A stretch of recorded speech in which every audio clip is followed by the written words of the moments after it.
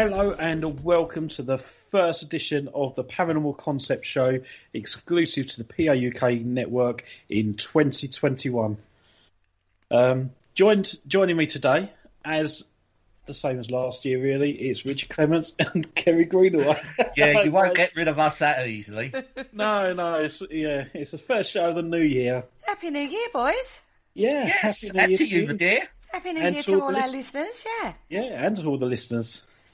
You know, did you see the fireworks? The London, obviously, we didn't go, but it was on the TV, and they did like a drone thing, and they did fireworks at various locations throughout on the Thames. I thought they did an amazing job. I loved it. It was good. It was sort of more of a sort of. It was more of like a fireworks come light show. And you see, they did have things going through the air, didn't they? And you laughed at me when I was talking about that. Honestly, earlier. I thought that was amazing.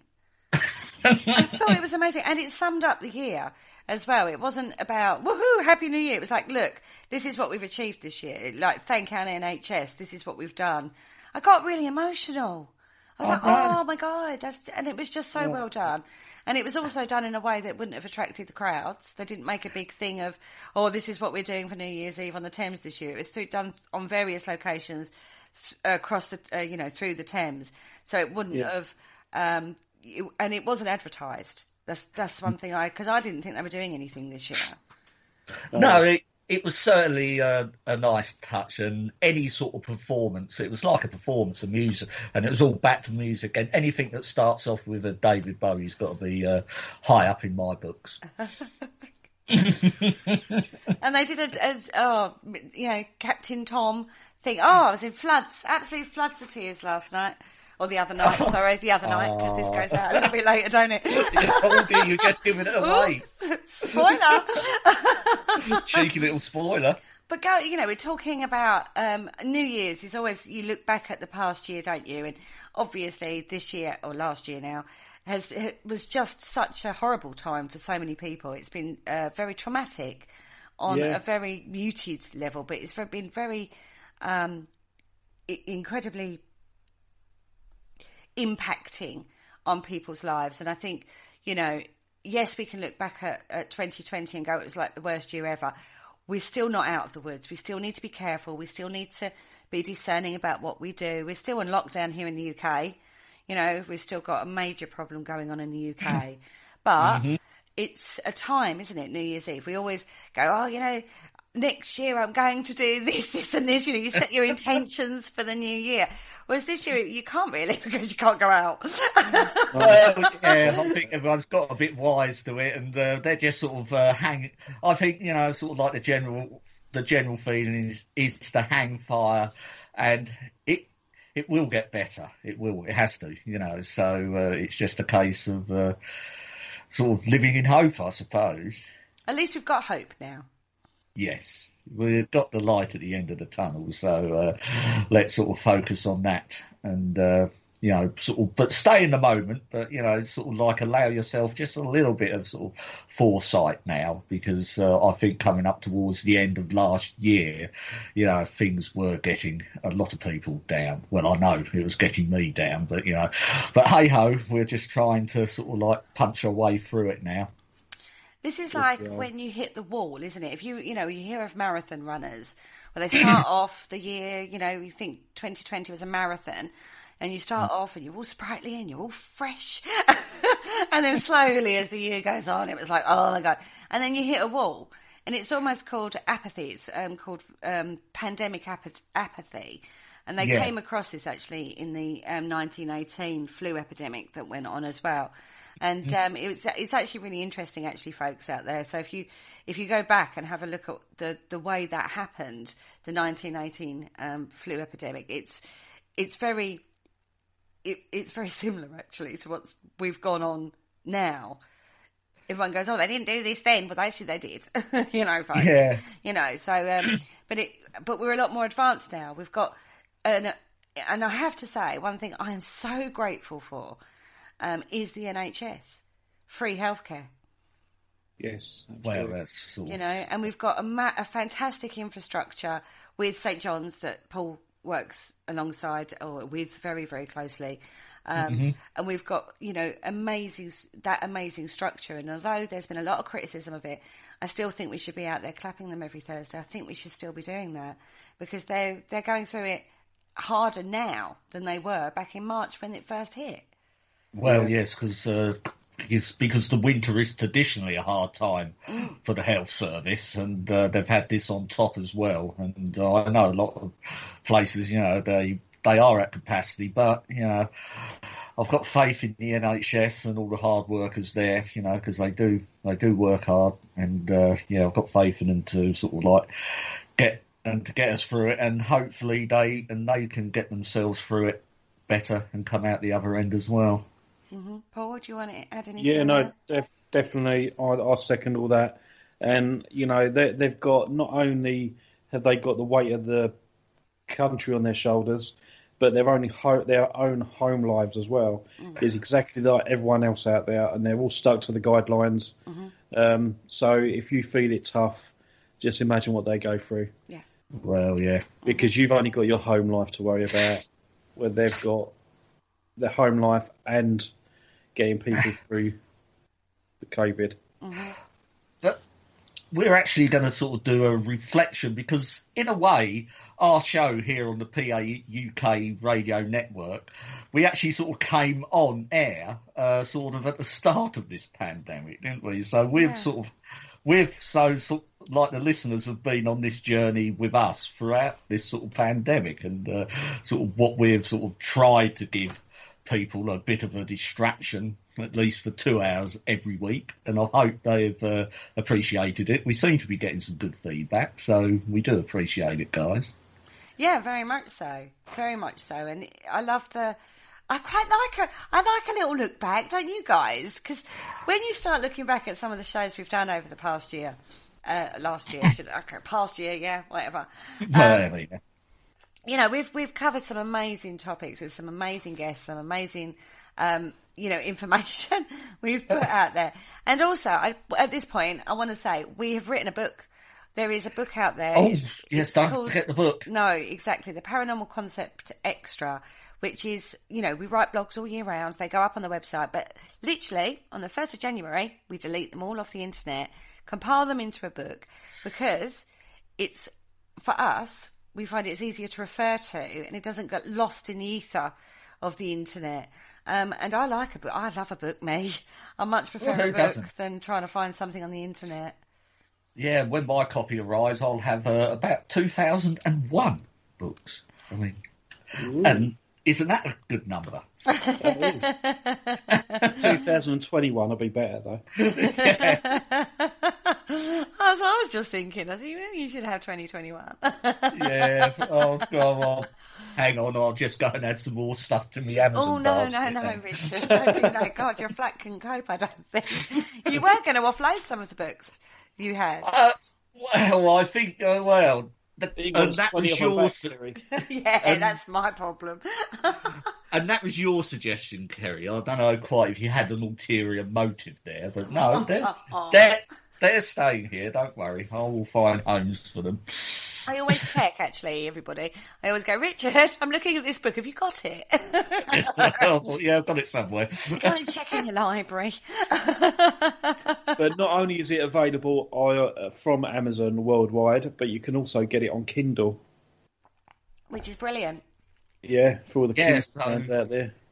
So, yeah, for people that like the Kindle, I know there's a fair bit. I think about 25% of Amazon sales on books are through Kindle, I was reading. Yeah. So, yeah. A lot of people do read books through Kindle. But we have got the book. It's the Paranormal Concept Extra book out there. So go and get that copy for yourself. Available on Amazon. Very good price. Amazing. Because we are amazing, exactly. Guys. Not too arrogant at all, was it? So I asked the lads, I said, right, all the shows we did last year, what were your favourites? Come up and tell me what your favourites were. So we're going to have a look back at some of the shows and revisit some of the concepts that we had a look at last year, because there was quite a lot, actually. Very hard, I found it personally quite hard to choose. But Richard's first one, we'll go with Richard's first one, was mudlarking with Nicola White, which was a weird one. When he first suggested this, I was like, how is that paranormal? I know. It was me sort of overindulging my sort of other passion, which is history. And for people that sort of know me, I do a bit of metal detecting and stuff. And I will admit that was me sort of being in a position to sort of get in contact with someone and invite them on a show.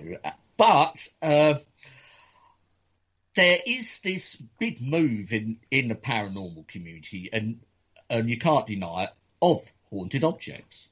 And, I thought I wanted to try and bring to the listener, yes, we have all haunted objects and stuff, and we see them all across the internet, don't we? On all the Facebook feeds, they'll have a doll and sitting there with a K2 next to it, which is all well and good. But, I find looking at that and stuff all a bit stale. It doesn't, where has the doll come from and stuff? I know there's a big sort of thing of we don't want to know, because we want to sort of pick it up from the doll. I'm not like that.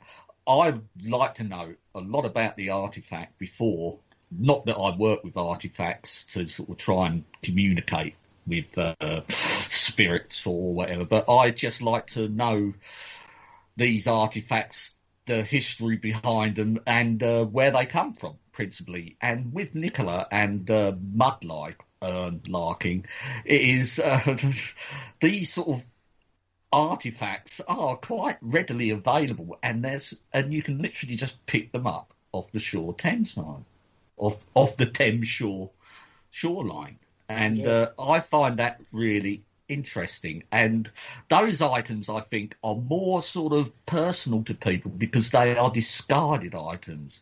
I mean, I know, Kerry, you was very fascinated about clay pipes, weren't you? Yeah. Why are there so many clay pipes? Why? So this is one of the reasons I got Nicola on. I thought, well, Kerry's got this question, why clay pipes everywhere? But clay pipes were basically used from the 16th century all the way through to practically the start of the 20th century. And what we find now, I mean, the discarded broken pipes, and they are the cigarette ends of their day. And the Thames is full of them. It's just... Yeah, no, I mean, I found a few clay pipes myself. Oh, really? Yeah, and where I used to grow up, there was a little bit of it was literally alongside the Thames, a little way up from the Woolwich or Thames barrier. And there was a little bit of a beach there. We used to pick up all sorts. Cuttlefish was another popular one there. And we picked up so many clay pipes where they just get washed onto that little bit of shoreline that we used to play on when we was kids. Yeah, I mean, and I just sort of just found that interesting that you can actually go out and do this. And this sort of does bring in another sort of talent, which I think sort of like a lot of paranormal investigators and people and interest, it gives you something more tangible to research as well. It's like with Nicola, I've sort of watched a few of her videos, and she's got quite a extensive research library of books and stuff, and she's actually managed on a couple of her sort of videos to actually trace stuff she's found literally just washed up on the shore of the Thames to individual people, which I just find quite amazing. Yeah, I find all that interesting. It was fascinating. I would just like to clarify, you do need a licence to go mudlarking along any river edge, which we found out again on that show. Well, absolutely. I was a child at that point. Yeah. I didn't much care for licences and things like that. No, if I found it on the floor, it was mine. Beach combing, though, isn't it? Really, it is beach combing. We didn't do any digging or anything. No. Just on the surface. But the licences are quite easy to acquire. It's literally you just go online and apply, and you just print it off. It's just sort of like a shoreline, and I think a lot of parts of the Thames line as well. There are certain areas of archaeological significance where you're not allowed to go. I believe out the front of the Tower of London for obvious reasons. Yeah, that'd be. But sort of more out, you just have to get in contact with I think it's the Thames Authority, and they will grant you a licence to do it. Yeah. They will. Sorry, I'm chuckling because I know what's coming up. I think the other thing that came out was like, although Nicola has her own spirituality, you know, her own faith and her, the way she works, we got into a conversation about liminal places as well, that area of between. Yes. And, you know, how it feels as much as picking up the artifacts and stuff like that. It was that liminal place scenario. And she said she definitely feels presence when she's doing it on the shoreline, which from a spiritual perspective I found quite fascinating as well. A lot came out of that show, and then we went into the do objects hold energy discussion off the back of that. And, you know, we do have this thing in the paranormal field of do objects hold energy, and there are museums popping up around the country to do with that. And it was fascinating. That whole discussion is always a fascinating one, isn't it? It's always an interesting one because it leads you down psychometry. Can you pick energy up from objects? And then we looked at work done by William Denton and another guy, I can't remember his name off the top of my head. But, you know, there has been experimentation done, very interesting experimentation done. And it does kind of make you not then dismiss it. Well, yeah, I mean, and you just... Is there something to it? Isn't there? I mean, I keep getting drawn back to it because you can't ignore it out there in the paranormal field. It's everywhere at the moment, and it probably, you know, and I can see why there is a lot of interest in it. It's practicality as well, you know, sort of like instead of sort of like going out somewhere, I know you can go to locations. This is something you can possibly do at home. If you sort of like go out and collect a few bits and pieces and do experiments. I mean, I don't know what quite experiments you can do, but, you know, you can sort of like work on it, and it's quite sort of handy. And plus, once you've got these objects, you've got them, if you own them, that is, and you can, you know, sort of work on them for a prolonged period of time, which I think... You say that, Richard, but now's the time to do those kind of experiments. And I would say that the 99% of the paranormal community have got some form of tech, probably an old item hanging around, even if it's from their nan or granddad, that they could do experimentation with.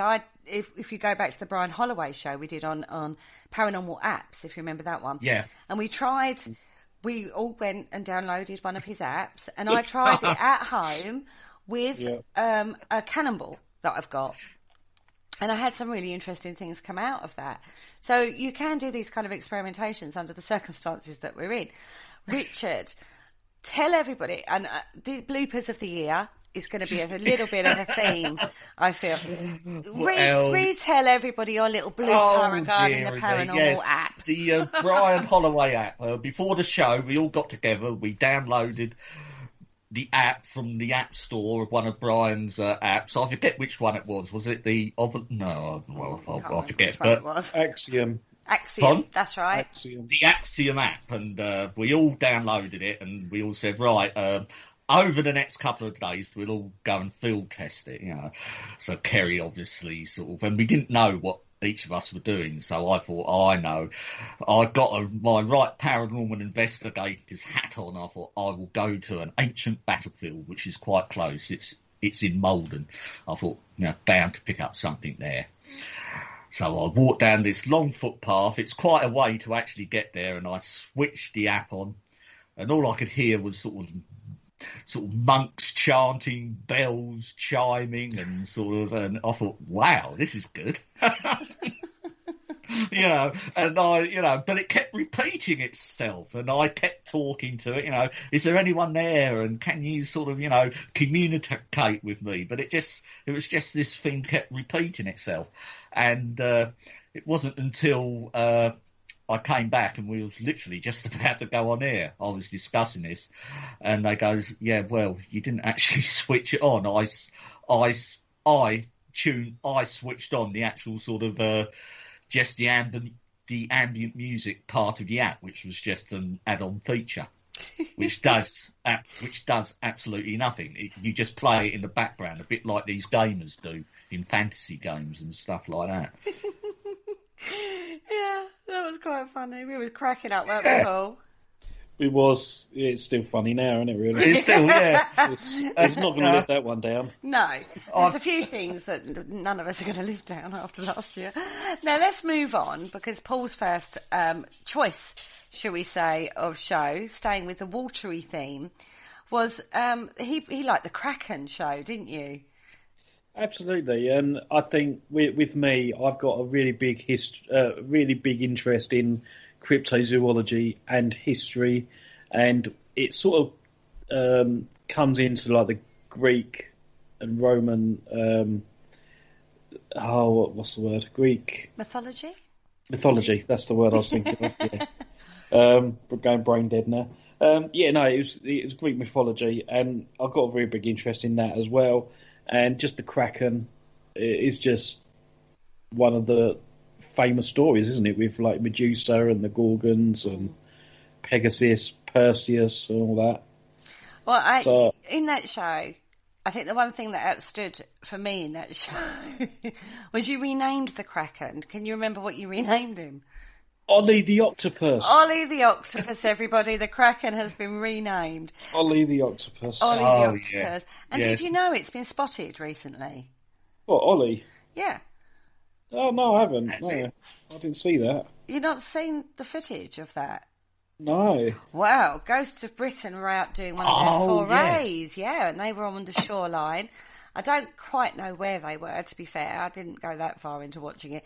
But the title was Kraken Spotted. Oh, brilliant. No, Good luck it was Ollie the Octopus. To me, it looked like a whale. You know, like when whales or porpoises do the ring of bubbles. For yeah. That's what it looked like to me. It wasn't that. Chances are that's probably what it was, to be fair. Well, that's what I thought it was. Because it did look quite Scotlandy. I don't know if that's where they were. But I did laugh. I know you got a big interest in the Pirates of the Caribbean, so I thought we all got a bit of an interest in the Kraken. Yeah, Richard still hasn't seen those movies. I would like to point out. I've seen bits and pieces. Yeah, well, that's got to be your New Year's resolution, Richard. Oh, I don't know. There's about 4 of them that get through, isn't there? Well, we better hurry up with this 5. Are they doing another one? Who are pirates? Yeah. Oh dear. In fact, quite a few shows actually around that time we ended up referencing Pirates of the Caribbean. When you go back to like the Gallows show, when we were talking about the differences between hangings that were under the admiral jurisdiction and land jurisdiction, there was a difference there, wasn't there? And how they used to line the Thames with gibbets, where they used to put the bodies of like Captain Cook, I think was the main one, wasn't he? He was up there for like 20 odd years or something stupid like that. Yeah. Captain Kidd, sorry. Yeah. Captain was an explorer. He wasn't a pirate. Just putting that out there. I bet he was really. He just didn't get caught. Hawaii, I think. Captain Cook. Yeah, but there you go.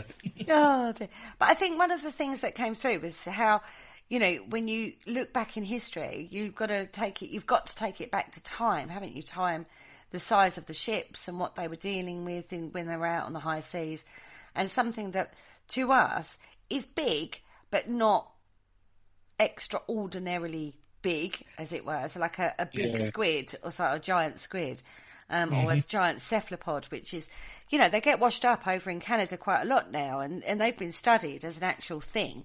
They are big, but they're not like big enough to swallow a ship. No, I mean, it's sort of mariners do they're quite a superstitious bunch, because I think we've done another show, was it Tales of the Ancient Mariners, and it did sort of tie in, and they are very superstitious, and you can see where these tales come from. I mean, I was quite blown away. I mean, you go on a ship, you can't whistle on a ship, can you? No. And it's all there was sorts a of ritual. oddities. There's almost like a ritual of launching a ship. I mean, nowadays we envisage it of, smashing a bottle of champagne on the side to launch it. But they used to do that with rum. And things like if you want to rename a ship, you have to give offerings to the sea and, the sea gods and goddesses and sprites. They were a very superstitious lot, the sailors. But again, you've got to look at size relative, haven't you?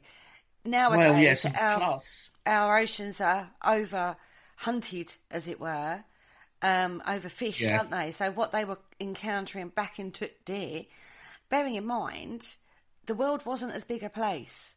No, that's the other way around. The world was a bigger place than it is now to us. You know, they're encountering, you know, creatures that they may never have come across before because, you know, that's just the nature of the beast. Whereas now, yeah, we've got submarines, we've got all sorts of things. The ancient mariners also used to get extremely drunk on rum, didn't they? Rum rushes. Yeah. Oh, yeah, they like a shot of rum.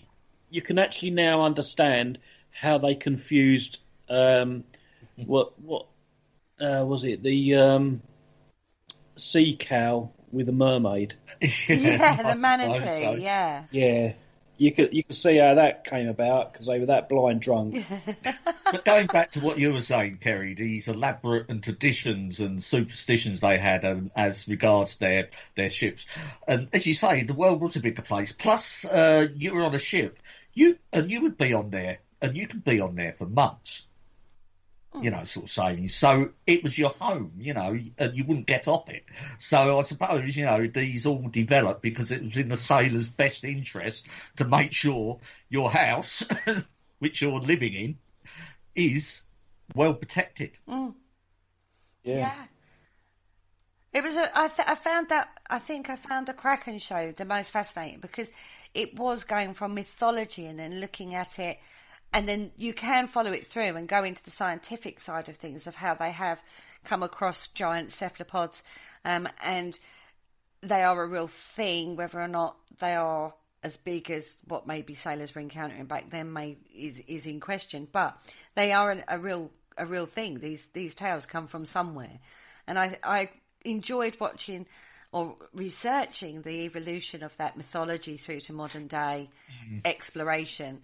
I thought that was a good one, and I love the fact that Paul was just like, yeah, it's just Ollie the octopus, it's absolutely fine.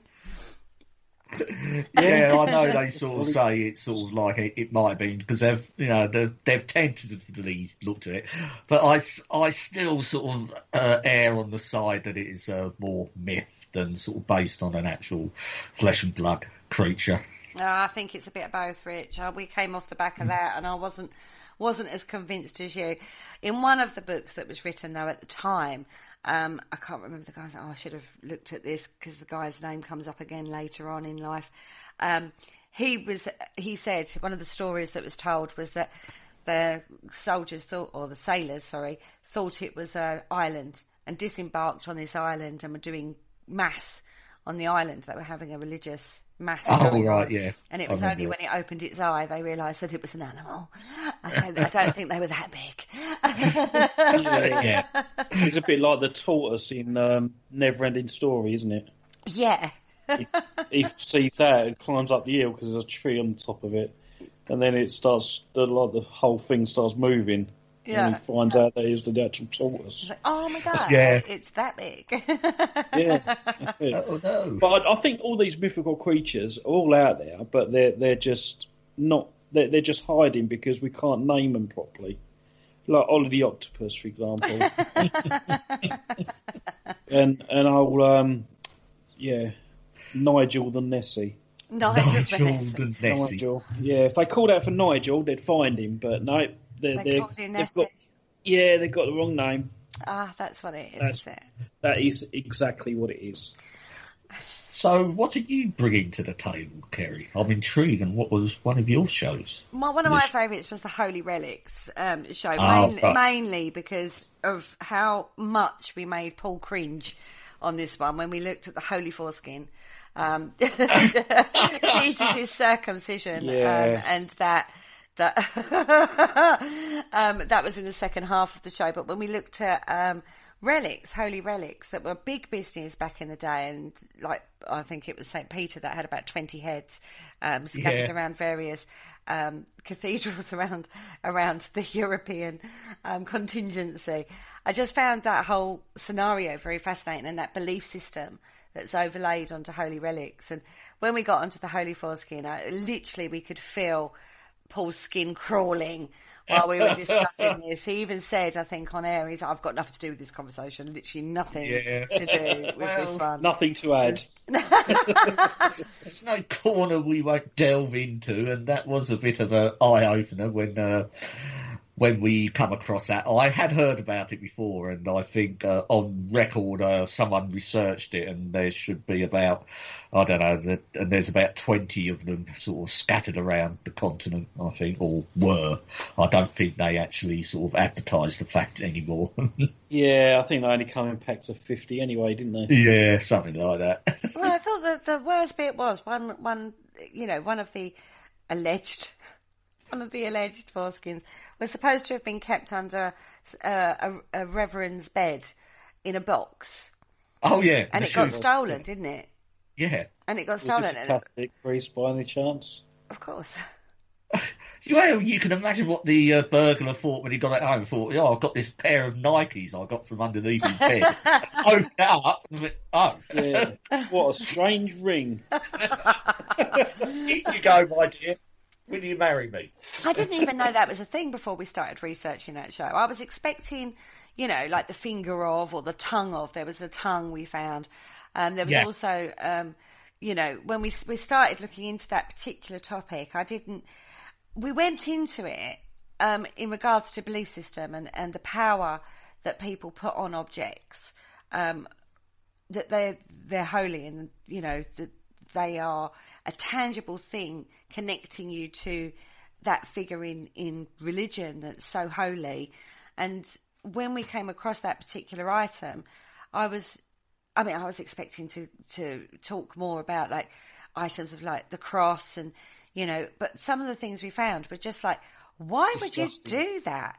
Like one of the guys was a great orator, and his tongue, they took his tongue out. And that was, to me, like, it's like a whole act of sacrilege almost, just because he was a good orator, you think it's okay to take his tongue out, and then you're worshipping that. I find that bizarre, in all honesty. But when we hit the holy foreskin, I was like, I did not even know that was a thing.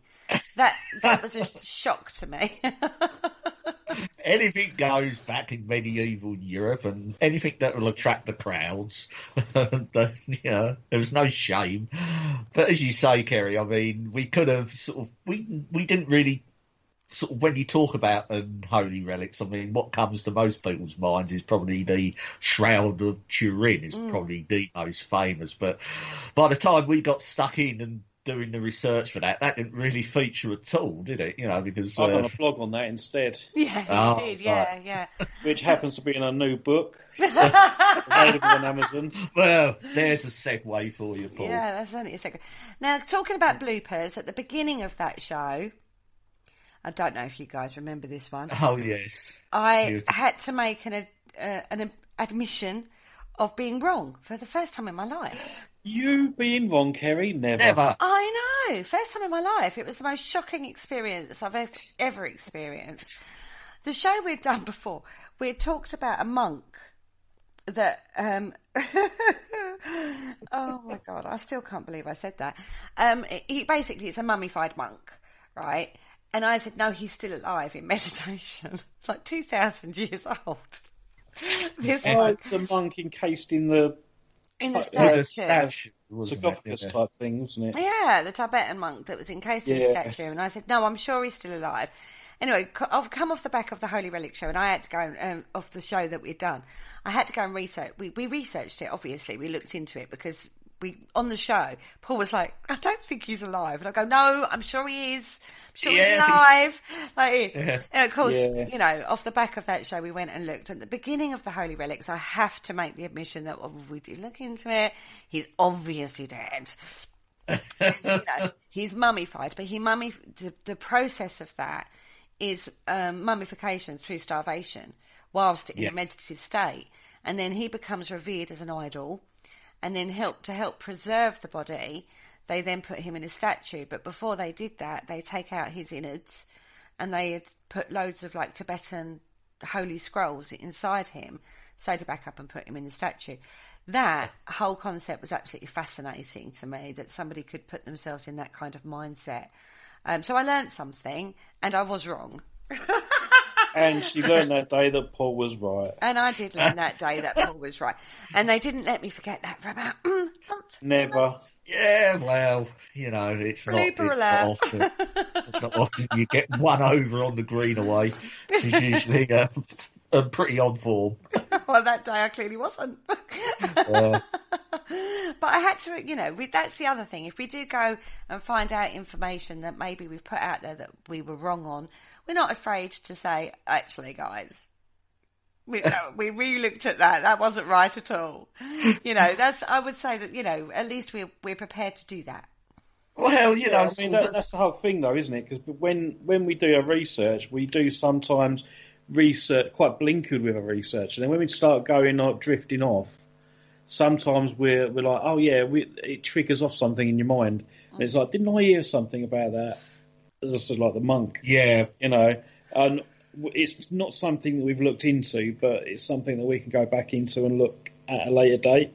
So we try and always give the correct information as much as possible. Well, yeah, I think certainly the business we deal with in doing podcasts and presenting sort of like the paranormal, it's quite fantastical anyway. So we do come across a lot, don't we, to present and sort of like impart the information on, and and that story, I suppose you can sort of, quite fantastical, but hey, why not? but as Kerry had to admit, it wasn't true. No, I did go back and look at it and admit that I was actually wrong on that one. Mark it in your diaries, guys. It doesn't happen often. All I'm saying. Again, not too arrogant there at all. Oh dear. She'll be on next week apologising for that. Sorry guys, got that one wrong. Now I'm going to take you out into the cosmos, because the next show that Richard picked was, again, one of our followers on the Paranormal Concept Show had actually messaged us and said that he's actually part of the ufology world. I am adverse to the ufology world. I find it one of the hardest areas to get my head around or believe, quite frankly. But we our follower Christopher Murray. He's a fantastic gentleman, thoroughly lovely man. Anyway, we sent Richard off and said, right, go check it out. Find out if he's sorry, ufology world, but see if he's a batshit crazy. He wasn't. He was incredibly well learned in this field. So we had him on for a show because this is the other thing I would say is, although I'm adverse to the ufology world in a way that the guys aren't, Paul and Richard are quite happy to delve into this world, and I'm like, oh God, not that again. That's true, right there. I know, right? I try and keep an open mind to it. I try. She's not very trying. I try. I'm very trying. I think is the expression. But Chris came on, and Richard, do you want to take this one because this was one of your favourites? Well, yeah, and what sort of attracted me to sort of like Chris's sort of backstory. He is a retired NYPD police officer as well, and I knew he was involved in MUFON, and I was my sort of angle on that show would be to go, and how to investigate, and I was sort of trying to pull out sort of the methods the ufology world use, which I do believe that they are quite more methodical in their investigation process, because the very sort of subject of ufology is sort of quite straightforward. Someone sort of sees a light in the sky that's moving oddly or something that's not recognised, and then they report it, which is quite a basic sort of report. But on sort of like speaking to Chris, I wanted to get through to the more nuts and bolts of basically how they catalogue reports, how they define them, and how they sort of know which ones to go in and sort of and look up further, because as you said, he's from the US, and they do have a rather large sort of percentage of reports sent in, and they obviously can't sort of go through all of them with a fine tooth comb. So he was sort of like he enlightening us on sort of process, and they would use. And one of the ones I found very interesting was that when he's presented with a report of a suspected UFO, the first thing they do, you know, because they have a written account, they will ask the person to do a written account, and one of the things they will do is run it through a plagiarizer. And he's sort of saying that and that does sort out a lot of sort of people who are sort of like trying it on, so to speak, or, you know, and I just found that sort of little attention to detail quite fascinating. And also with Chris, he was very honest about his sort of like work in the ufology world, and he was very sort of honest to point out what was wrong with it as well, in his opinion, which I found quite refreshing, because the ufologists I've tend to deal with in the past are sort of outright believers. You know, they are only sort of nuts and bolts craft that come from other planets, whereas Chris was more sort of looking into sort of, you know, can these be interdimensional and stuff. And it was interesting. I enjoyed it. I think the way I thought the correlation actually between how you should investigate the paranormal and how you investigate ufology actually was very apparent in that show. And because of his police background, it gave a deeper insight, actually. I, like you say, check through the plagiarizer. Hadn't even occurred to me. And you could do that to sort of like for teams out there investigating the paranormal when they get written reports in. I mean, that's just that's so easy when you think of it, isn't it? It's like a basis, isn't it? Which I hadn't even thought of, but it was. There were a lot of correlations between that world and the paranormal world of how we look at things, Paul. Yeah, no, absolutely. It did bring to light a few other little bits and pieces that we can all incorporate into doing paranormal researching. You know, but definitely it's worth a listen just to go back and have maybe get some more ideas. Yeah, and isn't that what this is about? It's about, you know, building on the knowledge that you've got and incorporating new ideas, maybe new thought patterns, keeping open-minded. And as I say, it was only really talking to Chris, and actually that's probably one of the first people I've spoken to from the ufology world that I actually had time for. Oh, that sounds awful, doesn't it? I know, see, and I know Chris will actually be listening to this, and as we alluded to at the start of this segment, Kerry did, when I sort of brought this to the table, she goes, well, you've got to Skype him first to make sure he's not batshit crazy. I know. I apologise to any ufologists out there for me referring to people like that. I do. I've learned, though. I learned a lesson not to be so dismissive.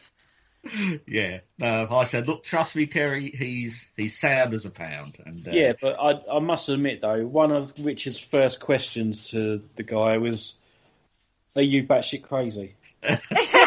Yeah, that's true. He did. Well, I knew it all along. I thought, well, I just sort of, I best listen to her. It's sort of like it's listening to her, you know. Christ, off I go, you know. I'm like Kerry a says wife. I've got to do this. I've got to listen to her. No, there are obviously a lot of people out there following the UFO craze, and yeah, you know, some of them can be described as being rather eccentric about it. But there is obviously a lot of people out there Such a better way of putting it, eccentric. Yeah, that are not eccentric about it, and they are actually doing some really good research. Oh yeah, and it can't be dismissed. You know, I mean, I know there's always sort of, you know, you're either a ufologist or a paranormal ghosty type sort of person, but I would like to see the two merge a bit more, because I'm not of the belief myself that these are nuts and bolts craft from other planets. I believe there's more of a connection to perhaps what's going on the ground that's that's what's happening directly above it as well. And I would like to see, perhaps in paranormal investigations, I think it would be a very good sort of practice to do. And if you go and investigate sort of like a house or an alleged haunted location, perhaps have someone whose job it is to spot outside and to sky watch outside whilst an investigation is going on. I found, well, I don't actually think necessarily that, but I do think that you should look at correlations when you've got cases like in the Mothman prophecies. There was a lot of paranormal stuff going on as well, like poltergeist activity and stuff like that was happening on the ground, as whilst all this, interaction with something extraterrestrial. Allegedly, was going on. And there was, when you read that particular book, when I read that book, actually that chucked up I was doing a different research project at the time. And I remember going back and looking at the Enfield haunting and the case, the Pontefract monk case, looking at both of those cases to see if there was any UFO reports coming in that area at the time, just to see if there was a correlation. I didn't find anything. I put that out there. But off the back of that book and reading about that particular situation, that led me down a different pathway for a while, thinking, okay, so I can't necessarily dismiss this in regards to the paranormal. Could it be an influence of something like that? And if that's the case, that opens up a whole different line of questioning. It does. So there does seem to be a correlation. And actually, if you've watched Hellier, anybody out there, there's very much a correlation there too. There's a lot of other stuff going on in conspiracy and stuff, but there's a lot of spiritual and paranormal stuff that goes on in that, as much as that seems to link to possible UFO world. Do you know what I mean? So there are correlations there. There does seem to be a link there. What that is, we don't know. It needs a lot more work done in that way. And I don't know who's doing that work. I'm sure somebody out there must be doing that kind of work. Yeah, I think a few people are sort of like sort of showing a bit more interest. I'm certainly sort of leaning towards now, sort of like my latest sort of interest is into high strangeness. I think that's a better sort of term for like ufology stroke Mothman. This sort of this in between sort of from traditional paranormal to UFO sort of full blown. A UFO. I mean, this is the sort of like the border world of it, which I think the word and high strangeness fits quite well, which I know is quite championed in the Fortean world.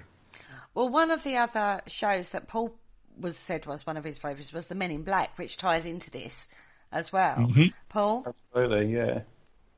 Yeah, no, I again, the Men in Black phenomena is quite interesting to me. I mean, everyone knows I'm a big movie buff anyway.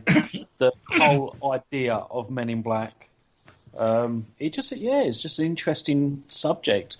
And apparently it has been reported that people have been, after having an experience with close encounters of the first, second, third, fourth and fifth kind or whatever, they've had these experiences with men or women dressed in black and told to keep quiet. I mean, it certainly is sort of. I'm going back to the book you mentioned, Kerry, the Mothman prophecies. I believe those are probably the most earliest reports of this sort of strange sort of after the event occurrences to actually happen, isn't it? That they did seem to sort of. Sort of strange cars would pull up and with people coming out and wanting to question the witnesses and usually following a very sort of basic script. You seem to have one thing I think when we looked at accounts of Men in Black, it came across as it was either very strange in itself that the person who was the air quote man in black was a strange character in its own right, almost like it was somebody trying to be a human. Yeah. Or government official dressed as a man in black. Yeah. It came across as very true. The earliest one was actually in 1947, which was the same year as the Roswell. Not connected to Roswell, it was a different case. But that was actually the first account of somebody being approached by a man in black. And even with that photograph with the Solway, it's the one with the little girl with the... Oh, what, the Solway spaceman. Yeah, that photograph. Even that had, after they'd taken the photograph and put it out there, that they had a couple of men visit them dressed in black, said that their names were Agent this or Agent that, and got quite annoyed because all they could do was take him to where the photograph was taken and say, well, this is what happened. That was it. That's all I know. You know what I mean? Mm-hmm. Although now some people say they look at that photograph and it looks like the wife that's turned away, and that's the explanation for that photograph. But he said, there's this account that he was visited by these two agents who got quite cross because he couldn't give them any more information. So there are accounts of this, but what I find interesting is that duality of, in the Mothman prophecies, it was very normal people dressed in black questioning people, or somebody who wasn't quite right.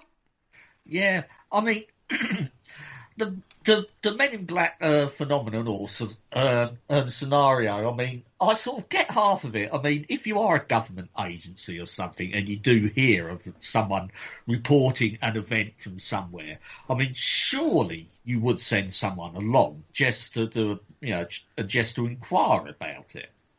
If it was causing a big sort of stir. I mean, you must do. That's basic sort of government. Yeah, basic sort of government work. You can imagine in sort of whatever department. I'm not saying it's deep secret. You can probably it's probably a local authority saying, well, we've got a lot of reports coming in from this area saying this and that. Just go and have a chat to a couple of people, and that's not so much they probably don't believe it themselves, but surely if you have part of your population, which, like the Mothman prophecies, there's a lot of people sort of claiming they were seeing something, and surely it's the local authorities' responsibility, or government, or whatever, to actually go out and investigate. I think the problem is. Sorry, Paul, carry on. Looking at it from another point of view, it could also be time travelers. They might be popping back to various points in history where people have experienced these early contact with UFOs, and they want information. Or they're there to observe.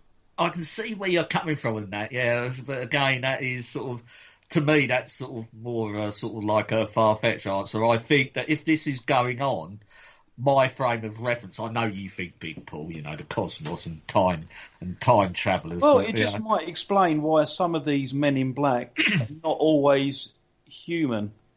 And they have that alien-esque type of body frame and things like that. Yeah, that's certainly a feature of them. I mean, but I think for the more sort of mundane and run-of-the-mill, when they say they are sort of people, I mean, I don't think sort of like a witness that is approached by a person, that looks normal, is going to sort of fabricate that. And I find it quite plausible that, as I said, a local department, a government agency and stuff, if something was reported, would send someone out just to have a chat. Yeah, it could be a mixture of both. I was going to say, couldn't it be a mixture of both? Yeah, it's another one of those high strangeness things that you're talking about. Yeah, and it's very difficult to pin it down because it does then lead you down into the world of conspiracy, which everyone seems to be embracing these days. I would just like to put that out, and it's based very much on a confirmation bias of your own personal opinion, and not researched much beyond internet, I would say. Or Facebook, I'd say. Well, yeah, Facebook these days. But when you're going back and trying to verify information, it's difficult. You have to take what somebody says to you on face value. And I have spoken to an abductee as a private project, I said this on the show, who had an experience she can't explain. And it ticked all the boxes, as it were. An experience she couldn't explain. She's got an object in her body that you know, they won't remove because it could leave her permanently, you know, a problem afterwards, because it's fine where it is, leave it kind of scenario. And she did get visited by a man in black after the event. And this girl is very sensible. She's very sane as you like. We're not talking crazy. And when she recounts her experiences, the same with anything.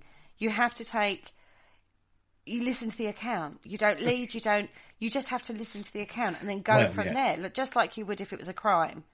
You listen to what the person's got to say. You then, like a police force would do, research from the back of that and try and find verifiable information. They do seem weird characters, I'm not going to lie. Yeah. There's plenty of information, or should we say YouTube videos and stuff of these alleged men in black. They are a little weird at times. Some of the footage you look at and you think, doesn't look right. For whatever, it could be CGI, it could be... And this is the problem, isn't it, nowadays? Well, I see both sides of the coin here. I see both sides of the coin, because the accounts, if you look at them, they're so varying that it could be anything or nothing. I'm quite blown away that you've got a sensible friend. Thanks. I do have a few of them. That is surprising. Thanks, Rich. No, I'm sure no. I've met some of your friends and they're all very nice. Yeah, considering you're one of my friends, I've got quite a few weird ones, haven't I? But when you look at, again, go back to the Mothman Prophecy book, he starts that book by saying, one windy, stormy night, there's a guy who's dressed in black, goes to a house because he's broken down, knocks on the door, asks to use their phone, and there is born a man in black account. And it was him. And all he wanted to do was use the phone because he'd broken down on the highway. He starts the book with that encounter, or that story. It's almost like he's saying, bear in mind, there could be a logical explanation. I'm going to just lay out the stories for you. It's up to you to make your mind up and look at the rabbit holes that I followed. Without it, that's one thing I do find about John Keel from that particular book. I have not read much of his work, and I want to get Steve Ward on because to enlighten us more about John Keel, because he's a massive fan and researcher on that particular one. I want to get him on, and to look at that a little bit more closely, because he did have some incredibly weird stuff happen to him. His electronics were back in the day when he was doing it. His phones were tapped. He was under surveillance. Why? If there's nothing to it, why would they bother? And that's the question, isn't it? Oh, of course it is, as soon as you recounted the start of the book, I remember and I remember that from when I read the Mothman's Prophecy, which, thinking about it, I might try and dig out again, wherever it is. And I believe he put that in there deliberately to basically say sometimes stories are born out of something quite mundane. Yeah. Which is, quite a good way to actually start a story, I actually think it highlighted the weirdness of the rest of the book, quite frankly, and personally. But I don't know. The Man in Black phenomena is something that's ongoing now. I do think there's a lot of fake out there. I know a YouTuber that's very into researching ufology work, and he was doing a live feed, and things started to go wrong, and then he was like, "They're outside, and they're following me," and all of this in an unmarked car. And there's the famous Dan Aykroyd story, and it is fascinating, though. You can't deny it. You do go, ooh, weird. Weird. And we like weird. Weird with the capital weir. On that note, we've actually come to the end of the first half. Okay, that was quick. So we're going to take a quick break and join us right after this.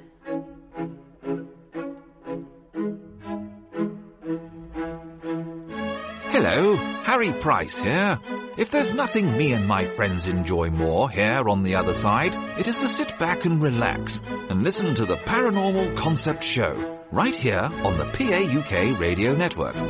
Broadcasting a plethora of interesting and informative content for all your paranormal needs. Find them across social media to keep up to date with forthcoming shows and all their other adventures. Hello, is there anybody there? And welcome back to the Paranormal Concept Show, exclusive to the Paranormal UK Radio Network. Now, before the break, we were looking at the men, women, children. Men in Black is what we were looking at.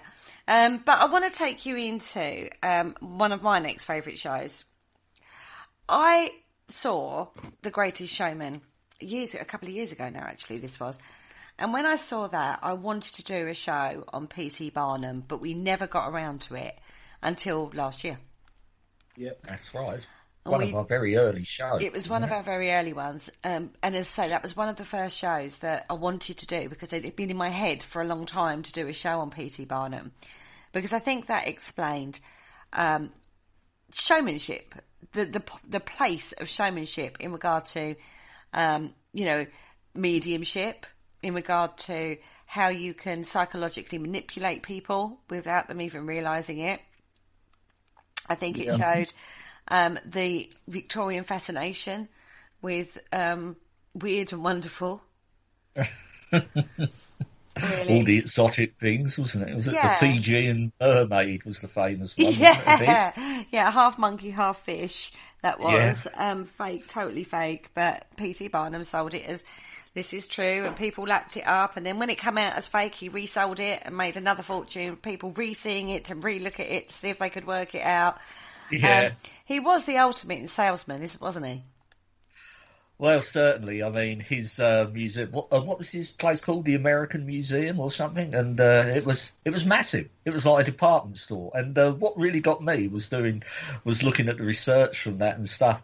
He had everything in it. I thought Barnum at first was, if you go to his original museum, it just would have been a bunch of curios. But no, he had everything. Performers, and he had workshops. They had glass blowing going on. You know, you could go there and experience a whole, your favourite word, plethora of experiences. Yeah. I've just had a weird experience, boys, in my house. Oh, yes. What's happened this time? The light in my bedroom's just gone on, and the dog was up there, and he's just come down. As if to say, I ain't going up there. I ain't staying up there. The light has just literally just turned itself on. Really? No, I'm deadly serious. Oh. Do you want to go and check it out? I'm going to. Okay. You two carry on talking about P.T. Barnum. I'll be right back. Yes, okay, dear.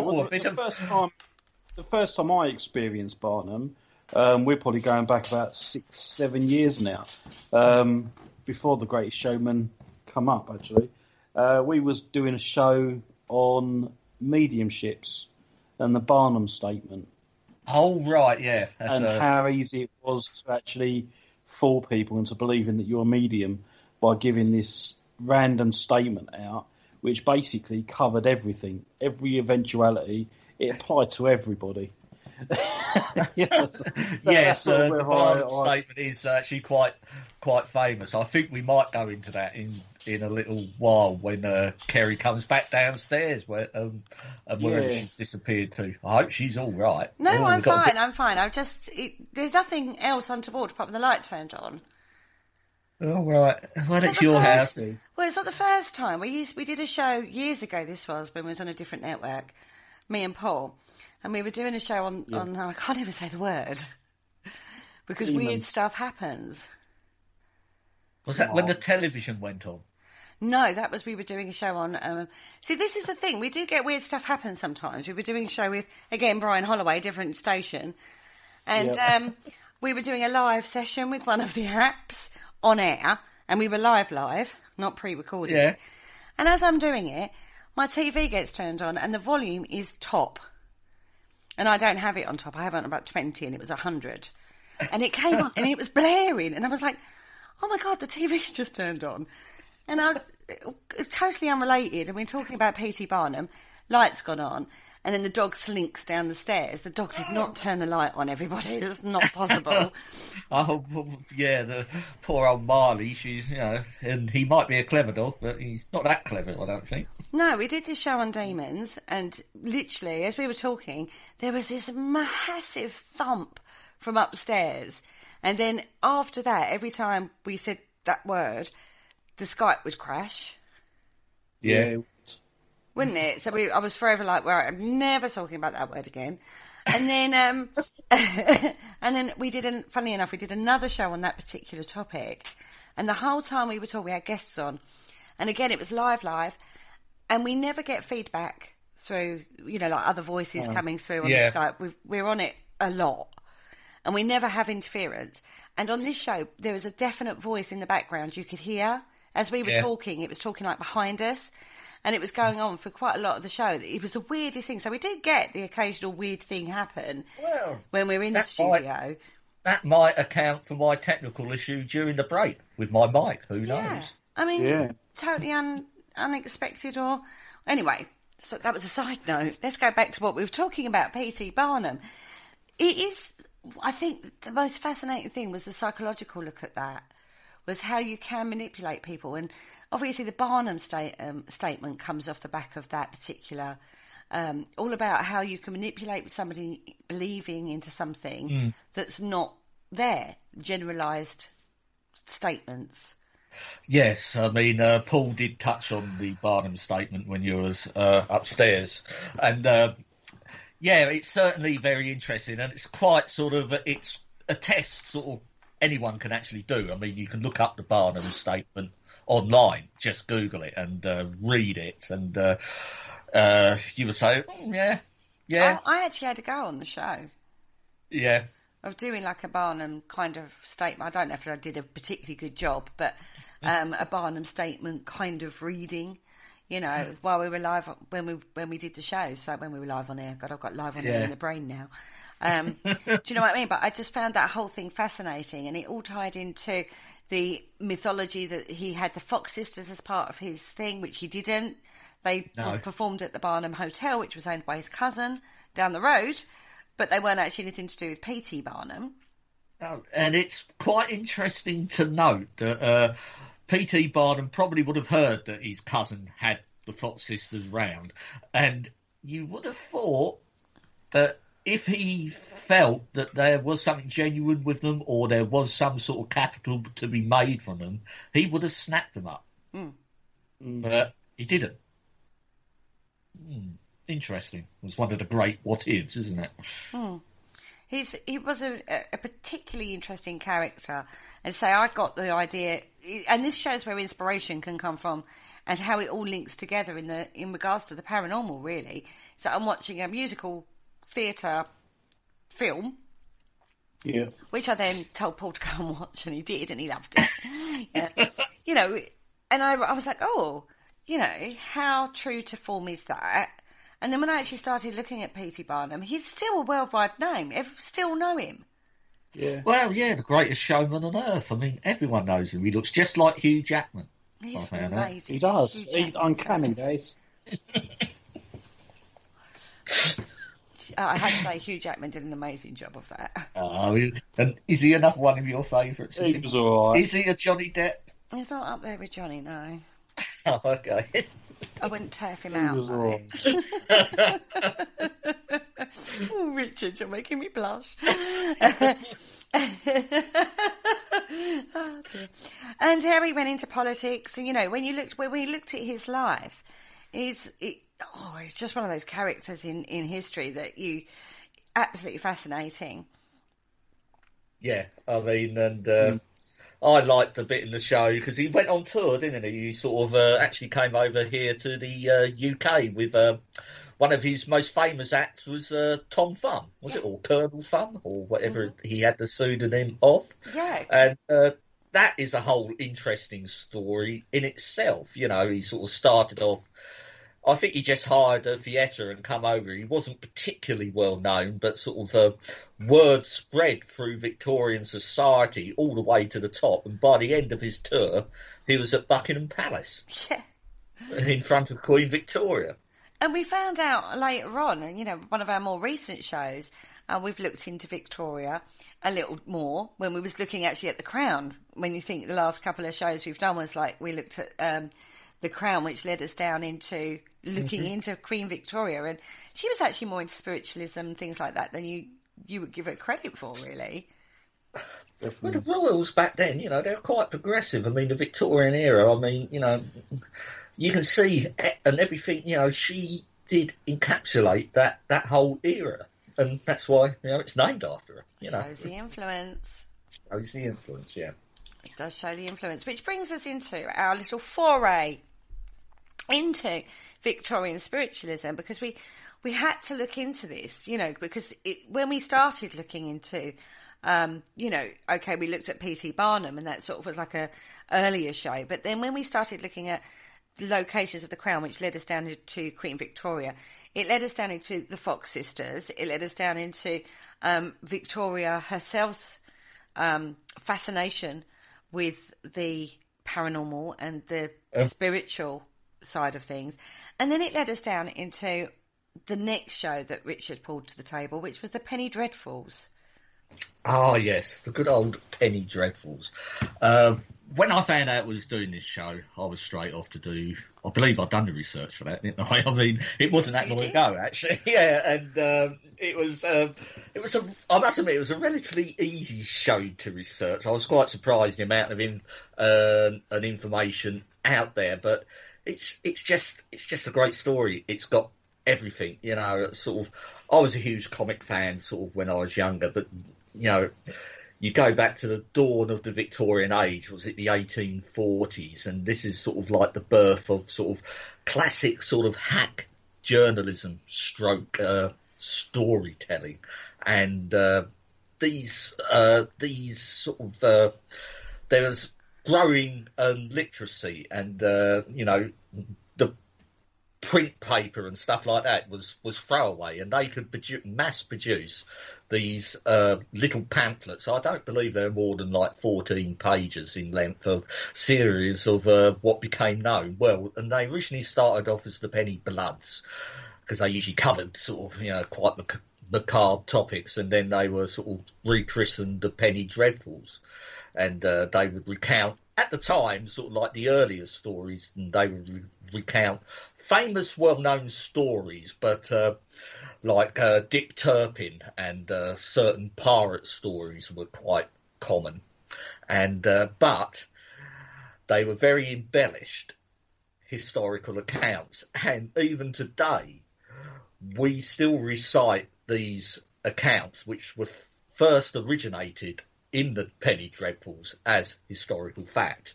I mean, the classic being the ride of Dick Turpin to York on Black Bess. Mm-hmm. And I just found that whole era sort of fascinating. And what with my fascination with the Victorian sort of time, because I like it because you wouldn't get an idea from reading the Penny Dreadfuls, but there's a slight undercurrent that sort of men were men and women were women. When women were swooning women, and men had a sort of quite a defined role to play, to catch the swooning woman as she collapsed and stuff. I quite like all that. It reminds me of Katie the Pirate. We did when we were looking at Victorian spiritualism itself. Yeah. The swooning women. I did say I was going to do a lot more swooning this year. Well, this year, I mean, we've still got to wait until we come out of lockdown, but I'm sure we'll be able to find a Gothic castle to take you to, Kerry, and if there's sort of something lurking in the shadows, you can have a swoon. Have a little swoon. They jump out at you. Yeah, why not? Ha, why not, eh? Paul? Yeah, go for it. I mean, some of the Penny Dreadful stories, they're brilliant. I mean, even like, wasn't Sweeney Todd one of them? Mm-hmm. Yeah, I mean, sort of from the Penny Dreadfuls. The inspiration of some of them. Yeah, I just love those sort of stories. About the only two surviving accounts which modern day people would recognise is Sweeney Todd and Spring Hill Jack, which the second half of the Penny Dreadfuls episode actually took us down, didn't it? It did. And Varney. Yeah. Can't forget Varney the vampire, the forgotten vampire. Varney. Vampire Slayer. I got that book for Christmas, and I tell you something, it is pure Victoriana when you read it. Oh, it is brilliant. Absolutely brilliant. You were quite taken with Varney, weren't you? I was quite taken with Varney the Forgotten Vampire, bless him, mainly because, again, a lot of our preconceptions and ideas about what a vampire should be actually come from the Penny Bloods or the Penny Dreadfuls, as we're talking about. So, yeah, I found that whole fascinating. And then when I got the book, I didn't even realise it was in a book, which surprised me, totally surprised me. And I was like, oh my God. And it's got like the original illustrations in it and everything. It's just brilliant. So guys, go check it out. 'Cause there's a lot more information on the Penny Dreadfuls out there than you think. And actually, when you read some of them, you'll realise that, like Richard said, a lot of our preconceptions regarding the paranormal or mythology or how things should happen come from these Penny Dreadfuls from the Victorian period. Yeah, I mean, it's quite amazing. Really. And now we overlay that. That's sort of like, that's kind of like our basis of where you can see the evolution of our paranormal investigation through from the Victorian period and parlour games like seances and stuff like that. And even when we looked at some of the older, I say the older characters, like Arthur Conan Doyle or Harry Price, we've mentioned a few times on various shows. We haven't actually done a whole show on him, but we need to, because I think that's an interesting topic. When all the Ghost Club and the SPR were all set up in around this time, this time period, early 19th century, coming off the Victorian period, looking more in depth at psi ability and stuff like that. And you can see the overlay. You can see the belief system overlay on it. Yeah, I mean, it's incredible, really. I mean, you sort of look at any historical document now. I mean, there's sort of like a touch of the 17th century, sort of like the broad ballad pamphlets. It was quite journalistic practice at the time, and this lasted into Victorian times, was to take an historic documented event and overlay your story on it. I mean, it was very common practice. And you can see why this sort of mishmash has actually come through. And today we are taking, which you can't blame people, but, perhaps a bit more in-depth research would actually show that a lot of stuff we take for granted or do in the paranormal today to try and gain a response, particularly sort of like your table tipping, your seances and stuff like that, is sort of an invention of these earlier pamphlets and stuff. I think you mentioned Dick Turpin, and I think you've got to just look at that story now. We actually have a very romanticised vision of Dick Turpin, but actually, if you look at the history or the real information, he's not a nice character. Oh, he was a very violent man. Yeah, he wasn't very attractive either. Everybody, I will say that. Oh dear, Paul. So Johnny Depp was a lovely fella. So Johnny Depp wouldn't play him in a film then? Well, he probably would, but I think you'll get a more realistic version because he's not adept. He's not. He will make it up. But like you go to the London Dungeons, they've actually got like a waxwork of what they believe he actually did look like. Oh right. And he's pockmarked. He's not an attractive man at all. Right. Because they were like, who do you think this is? And everyone was like, well, I don't know. It's actually Dick Turpin. And we were like, no. Because in our heads, we've got like Richard Chamberlain. We've got, big characters that have played this, this character. And this romanticised vision that came from the Penny Dreadfuls originally of his escapades.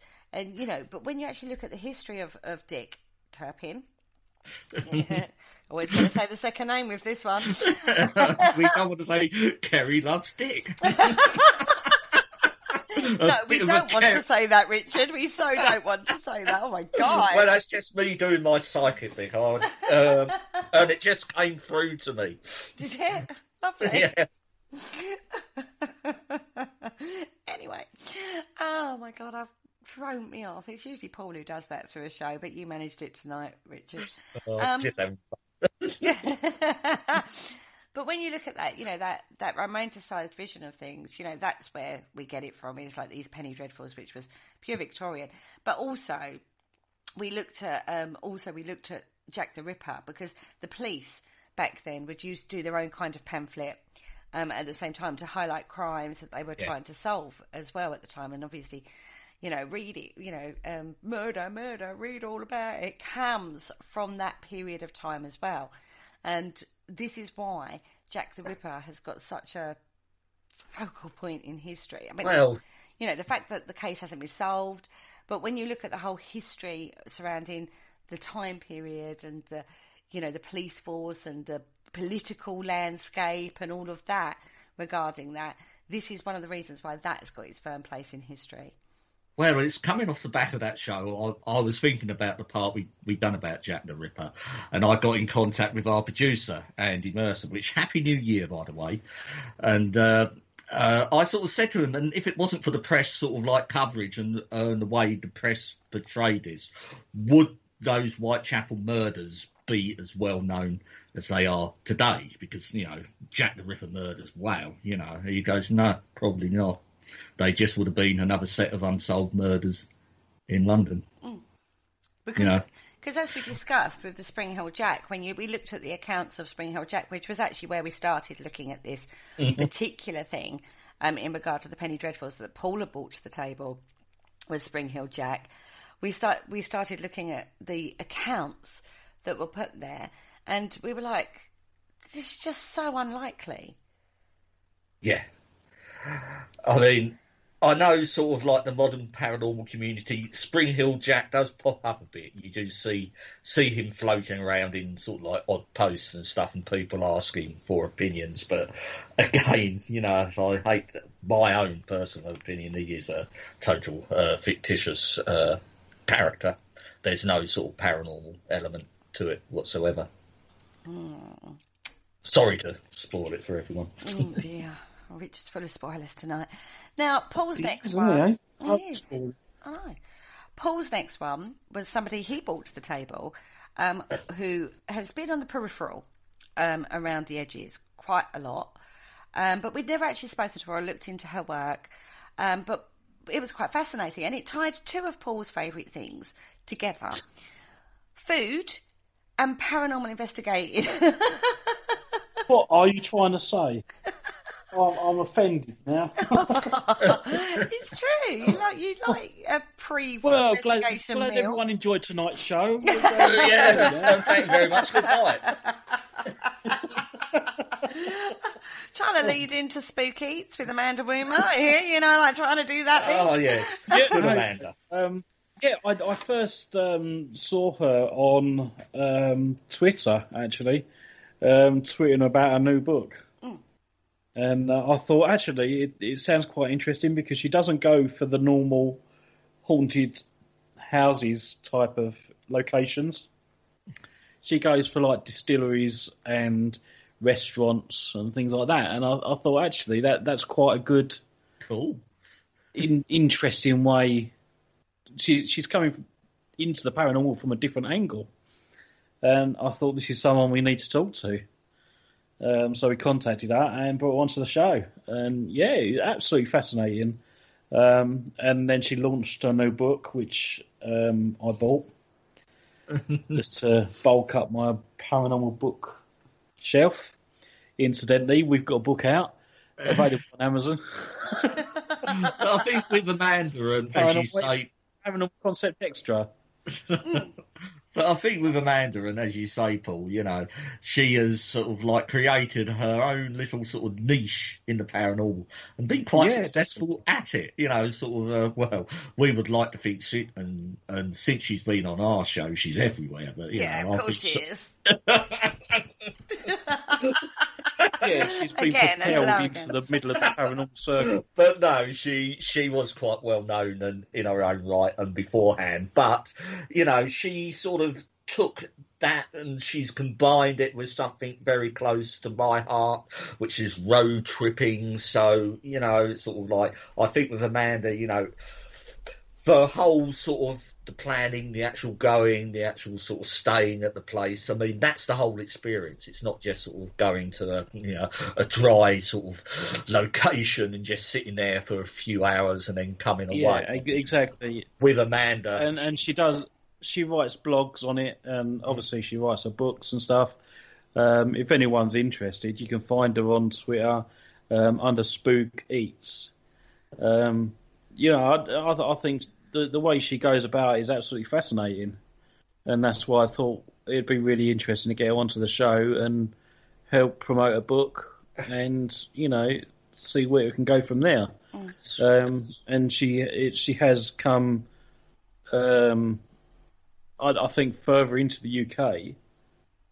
Well, yes, since she's been on our show. I mean, I'm not saying that it's because of our show, but she just seems to be more into the UK paranormal scene as well at the moment now. Yeah, I think she's not averse to actually travelling over here, because we were quite on edge during that show, because she was pretty much expecting heavily, wasn't she, by then? But she was. But she's had the baby since then, and we'd just like to wish her all the best for that and send our congratulations over to her.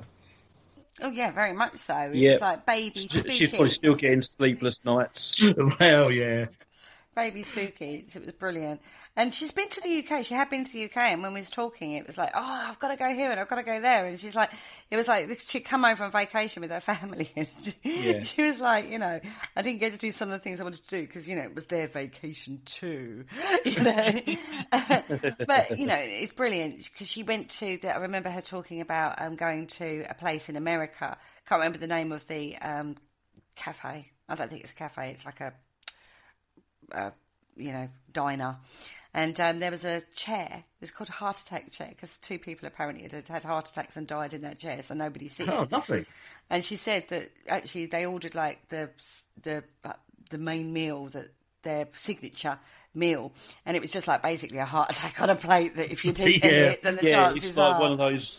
It's like one of those giant burgers that you have to eat in 10 minutes to win $1,000 or something, isn't it? Yeah, something like that. Yeah, it was like one of those meals. Yeah. I used to watch Man vs. Food. Do you remember that show? Oh, and, the Americans do tend to like their sort of eating challenge, or most sort of restaurants or sort of diners particularly will have a sort of their signature eating challenge, which usually is sort of, something, heart attack on a plate usually. It was a really interesting show, and off the back of that show we went into the second part of the show looking at the effect of fast food and how that can impair or change your body and give you maybe what you might think would be spiritual activity or happenings in your body, like headaches and being touched and being drained of energy and all those sort of things that people report when they're doing paranormal investigations, when it actually could be, possibly, maybe, something to do with the food you eat. Well, I mean, if you think about it, I mean, that's possibly a no-brainer. I mean, you look at the very basics and you cut that down to the very basics. What happens when you had your little kids come back from the children's birthday party they went to, with the red jelly and the orange squash and all that, and they'd be off the scale. I always used to thought that after those parties you're supposed to get locked into the cellar, aren't you? I don't know. Yeah. That's how you deal with children, Paul. Yeah. You can tell they don't bounce off the walls that much when they come out after that. But no, you're right. I mean, what you put into your body is very important, and everything has an effect. And no sort of disrespect to the investigators out there, and even I do it, and we've all done it. And when you go on investigations, it is, and if you do take stuff with you, I mean, it is sort of pretty much high sugar content sort of stuff. I mean, like Kelvedon Hatch, which was the last one we were all present at. I mean, I was sitting with Kerry, and her partner brought along a nice sort of chest full of Viennese whirls and almond slices. Oh, it was cake fest. It was cake. Like a proper sugar fest. 9 times out of 10, most paranormal investigators, when they go out to a location, they always hit McDonald's or KFC first. Yeah. En route. And, there isn't I personally prefer a nice sit-down meal, and I go to like Harvest or something. But it's still, you still have like a hearty meal before you go in. But the McDonald's one does have a bad effect on your body. Well, yeah, I mean, there's something I've been to the table again. I know I've mentioned this a few times. Sort of, I used to work in like a rehab drop-in centre for sort of ex-addicts, alcoholics, and drug takers, and we high energy drinks like Red Bull and stuff are banned. You're not allowed to take them in because, believe it or not, and they are just as bad, and you can get addicted to those. Yeah, and they're classed as hallucinogenic type sort of drinks, especially if you're sort of predisposed to that sort of thing. And yeah, I mean, because a lot of sort of, unfortunately, a lot of people recovering tend to switch as a natural sort of choice to high energy drinks, and it's still not good for you. I actually know someone who goes through cold turkey after he drinks these drinks. Yeah. He has. I can't remember how it was. More between 4 and 6 a day. And then when he stopped, he went right into cold turkey.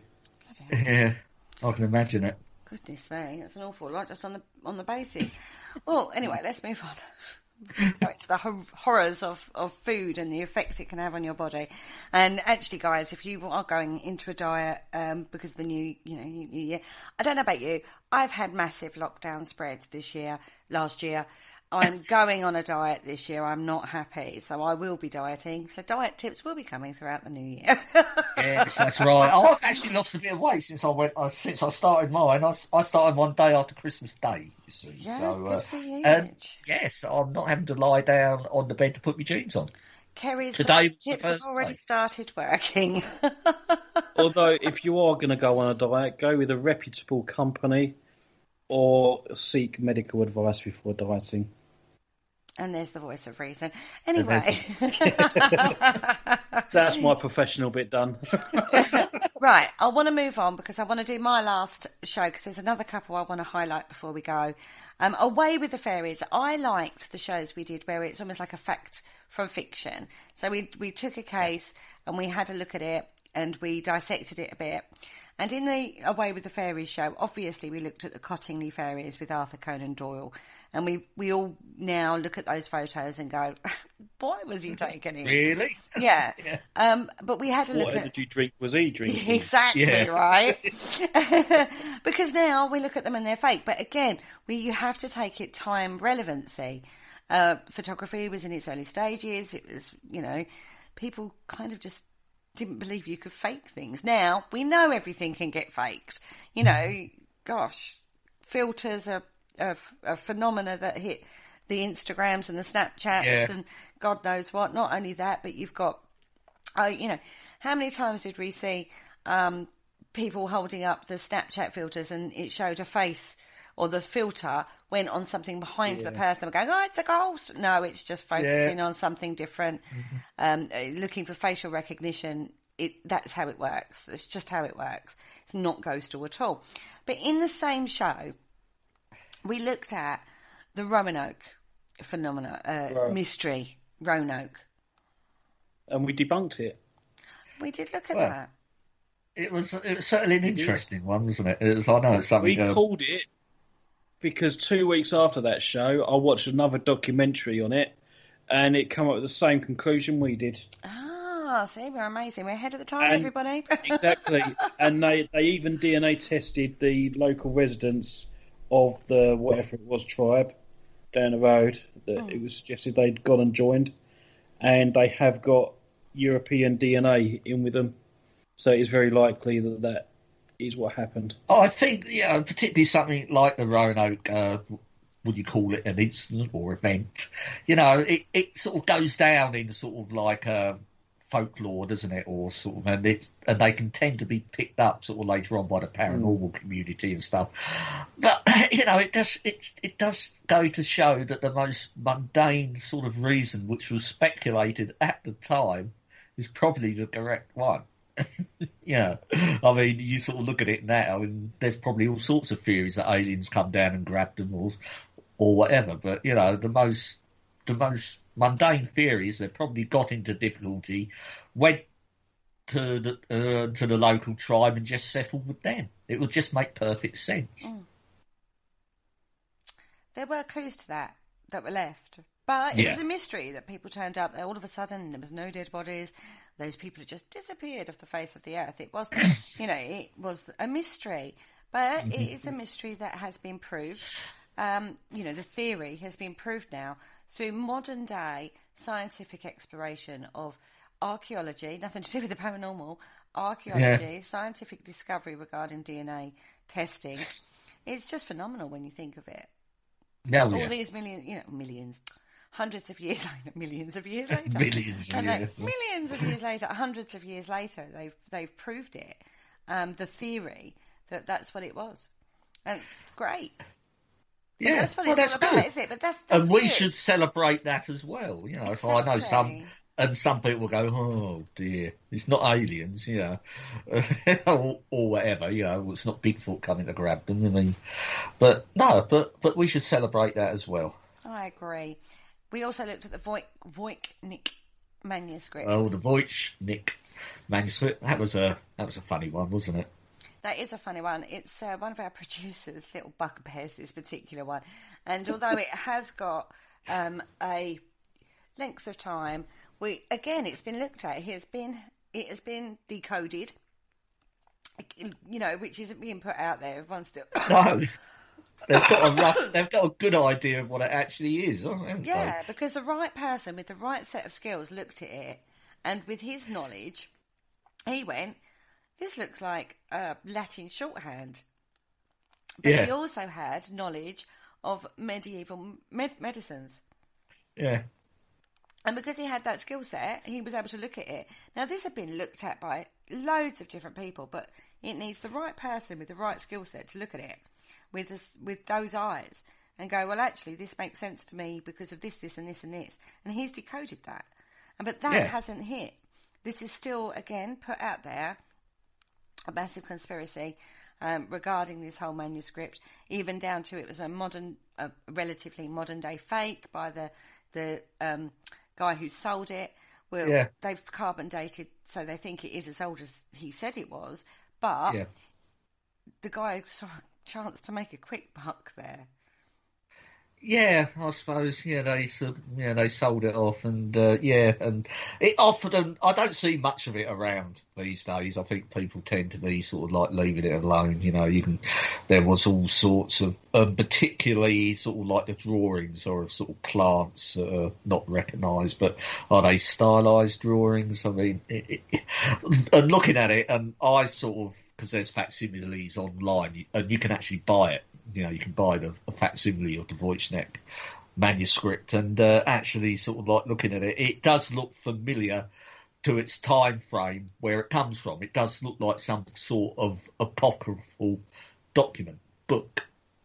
It does look very much like that. Well, as I say, it's actually been looked at by somebody with the right eyes at the right time, and it's been sorted. In that show, we also looked at there was a big thing this year about H.H. Holmes is Jack the Ripper. It's been floated around for a few years, this one. And so we had a look at a bit more. And we looked at, in that particular way, we looked at the modus operandus, I think it's called, isn't it? The way serial killer, how they profile serial killers, and, he doesn't fit the remit. And although there are you can understand why people would jump to that assumption. Well, yeah, of course. Because there is that paper trail break in around the same time, and there is somebody supposed to have been called H.H. Holmes on a boat that went from London to America, and then all of a sudden the murders in the UK apparently stopped. But his modus operandus is completely different from Jack the Ripper, and it's highly unlikely that H.H. Holmes was Jack the Ripper. And again, a lot of conflicting information out there. You've got some people that are like, yes, I believe it so. And others that are like, well, no, actually, because this bit don't add up and that bit don't add up. And you have to take the whole thing and look at it, right? Well, of course you do. It was a Kaminsky bloke. He did it. Well, I'm going to give our producer a heart attack, and I'm going to say it was H.H. Holmes. No, don't. After that show, because on that show I said to you guys, who do you think it was? Whenever we talk about Jack the Ripper, you've got to have a theory on who it is. I always say Walter Sickert, and he always messages me afterwards and goes, I'm going to edit that out. It was not him. It was Aaron Kosminski. And I'm like, I do it to wind him up now. So I'm sticking with my Walter Sickert. But I like doing those kind of shows where you can take a thing like that and research it and look at it from all angles. And I do like that. But I have to say that is, every time we talk about Jack the Ripper, we all go not overly comfortable because we don't know everything, because there's a lot of information out there about it. So again, another one I'd like to do next year or this year. I keep saying next year, but you know what I mean. This year is actually to get a proper ripperologist on and break it down a bit more. Yeah, that'd be good. Do we know any? Yeah, of course we do. We know 2 or 3. Right. On that yes, note, we do. Yes. Mm-hmm. On that note, I do want to reference a couple of extra shows rather than our favourites. Those were all our sort of individual little favourite ones, but there's a couple that we've done this year, and in fact every show we do, we couldn't do without our amazing producer, Mr. Andy Mercer, and he's even joined us on a few shows this year. He helped us out with the history of witchcraft, which is so hard to pin down, right, guys? Well, yes, it was it was a bit of and I wouldn't say a baffling show. We managed it, but I think Andy sort of, people think there's a history, a lineage, there's a set trail of events and stuff. It is not that straightforward. No, it was very difficult. And not only is the subject really hard to pin down, but so is Andy. But I think I know which show you're going to go on to, which was a fascinating show, Dante's Inferno. Yeah, now Andy had written a book on Dante's Inferno and had a look at that, and that perception of hell that we all have, and it actually comes down to Dante, really.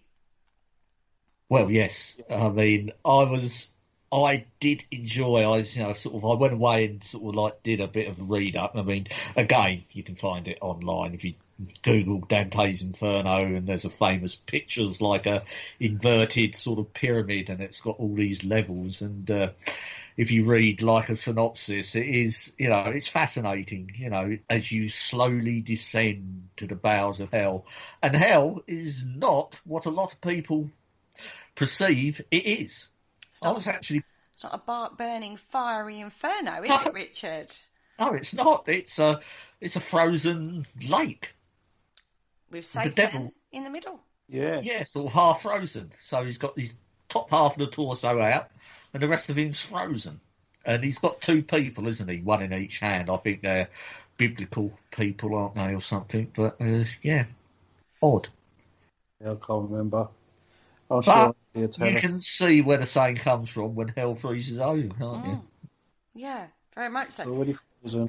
But he's written a book on this, guys. So if you are interested in knowing a bit more about that without reading Dante's Inferno itself, then go and get Andy Mercer's book, because he's got several books out. He's an amazing source of information to us, because in the back of that show, both of those shows, we went into runes, which Paul had recently bought a set, hadn't you? And you was going down that little road.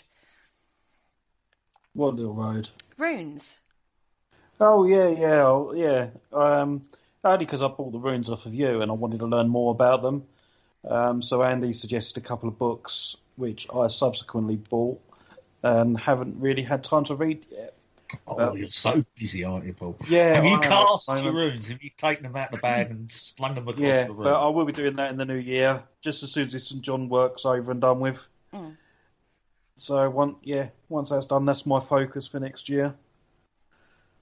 Yeah. as I say, he's a producer. He produces our show every single week. So thank you so much, Andy Mercer, because we couldn't do this show without you. And thank you for bringing clarification on a lot of different topics that, even if you're not on the show, we generally have asked. Yes. Or gone back and asked, on that one, because he's got a huge amount of information in that little brain of his. I'll say big brain of his. It's hard sometimes. Big brain, I think. Yeah, we'll go with big brain on his. So, yeah, go listen to those shows because they're fascinating, absolutely fascinating. Now, another one I want to bring to the table, I want to say a massive, because this is another person I get quite a lot of information from, is Sarah Chimisero from Living Life in Full Spectrum. We had her on to do a show on EVP. She'd just written a book on it. And again, what a fascinating discussion that turned out to be. I did enjoy that show. I mean, it was, when I thought, EVP, I think everyone has a preconception of what it is, but, that Sarah brought to the table the book, the history of EVP, where it developed from and stuff. And I was quite surprised with the lineage it actually had, going back to, was it the 1920s even? Yeah, it's just, and when we was talking, because I always have trouble with EVP. I said it on the show. It's like, oh my God, I can never really hear them. It has to be like someone's talking to me in the same room for me to hear them, because but you have to train your ear. Then we talked about how our ears can be deceiving. The big Liane and Laurel thing that was around, I think that was not last year, the year before, I think that was. And she discusses that side of things in the book and everything. But she's a prolific blogger. Again, a bit like Amanda Woman. They're prolific bloggers. They bring out regular blogs on lots of different topics, well researched. So, information is out there, isn't it? To go and find and research and read. And I'm hearing a lot of criticism at the moment in the field, the paranormal field, this is, of people not being educated or not doing the research, but the information is out there. Listen to shows, podcasts, listen to, you have to go a little bit deeper than Wikipedia. That's where a lot of people tend to stop. Yeah, you can do a lot of digging, or beyond the actual investigation. Yeah, I mean, it is sort of something, we sort of try and champion, but, it might take off. I mean, there's sort of two sides to every sort of paranormal sort of realm, isn't there? You've got your sort of ones that just go out for the thrill and enjoy the night. I mean, there's nothing wrong with that. No, there's nothing wrong with that at all. The only sort of thing is, just be honest about it. But sort of don't try and dress it up to be something it isn't. But there are people out there that are doing the work, and sort of people like Sarah, yes, it is a very good example of it. I subscribe to her website and get her blogs sent through. I think daily sometimes. I think, God, does that girl right? She like I say, she's a prolific writer, well researched. It's totally her passion. Doesn't dismiss. She brings all sorts of hopefully we do the same. Play devil's advocate on quite a lot of topics that we've covered over the year. We'll go round in circles and play devil's advocate against, what may be our personal perspective on something. And that's something that's really important to do is to weigh off both sides. You can't dismiss everything, but you can't accept everything either. You have to sort of look at the evidence, as it were, look at the research that's been done, look at the pioneers of the paranormal or field that you're in, paranormal being the umbrella term for a lot of different things, and then draw your own conclusions. Another person that was absolutely fascinating to talk to was Robinson. Well, Malcolm Robinson, thank you. And again, he'd looked at a very, very early ufology case.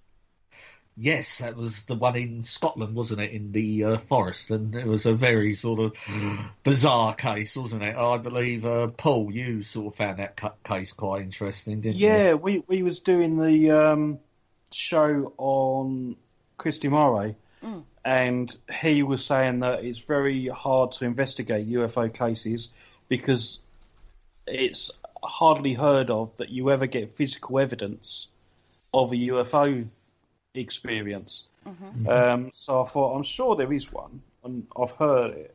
So I had a quick look and dug around for a case that was actually in Scotland, and the guy he had the experience. He was basically in the woods, and he experienced this UFO, and it assaulted him basically, and he went home to his daughter, and they took him to the hospital, and they reported to the police. They had it all forensically examined, so they have got hard physical evidence of this UFO experience, and it's the only case I've ever heard of. But it was investigated by Malcolm Robinson, and that's and that was the sort of springboard to actually sort of, right, we'll get him on, and he was promoting a book as well. As a follow-up. Yeah, was it the Salchi Poltergeist we also delved into with Robinson? Yeah, I bought that book as well. Fascinating cases that these people have had first-hand experience about actually, researching, and it's like, that's the gem, isn't it?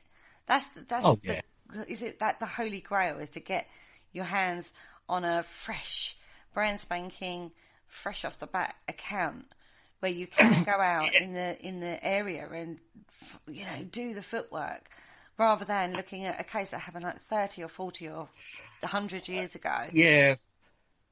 So it does sort of go to show that this sort of stuff is actually quite rare. But when they do come up,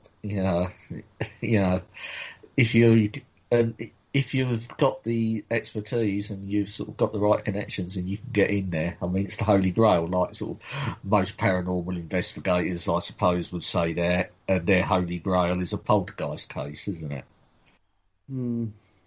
Yeah, there's too many. I think there's too many cases around there that claim they're poltergeist, but they're not actually.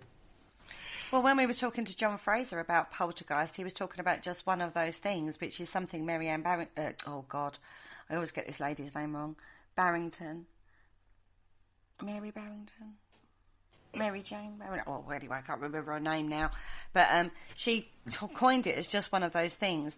And it was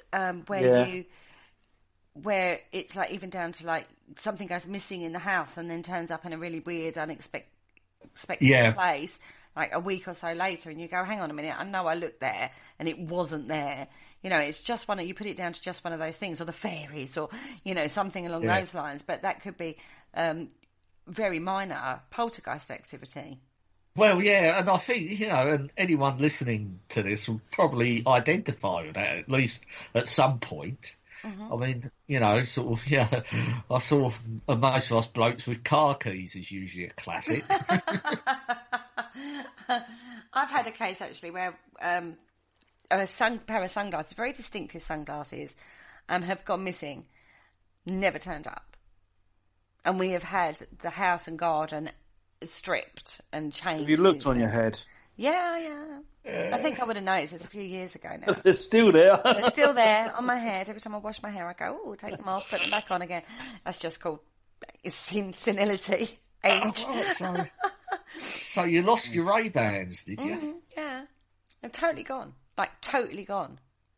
We've had, as I say, the whole house has been decorated and changed, and the whole garden has been done since then, and where they went, God only knows. Oh, I don't know. No, strange. Again, one of those things where, you'll probably go upstairs now and find them lying on your bed. Oh, because you probably switched the light on just to let you know. But I've left them on the bed. Yeah, there's God, that would freak me right out. 'Cause that was years ago. That was if they turned up on my bed, knowing that I was asleep on it about 4 hours ago. Anyway. So that's our whistle-stop tour of some of the things that we encountered and looked at and researched and people we spoke to last year. And we're going into a brand spanking new year. I've already talked about a couple of shows that we'd like to do this year. What about you guys? I've said a couple of shows that I'd like to do.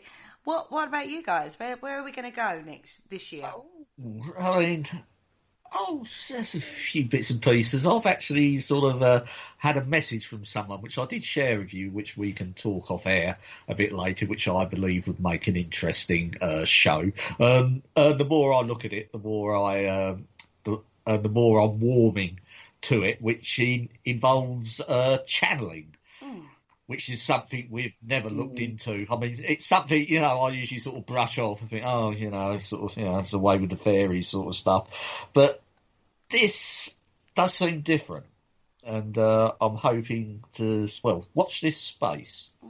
Interesting. Maybe we can go into the spirituality of inner space. Well, there you go. You're not bringing the cosmic egg back to the table, are you?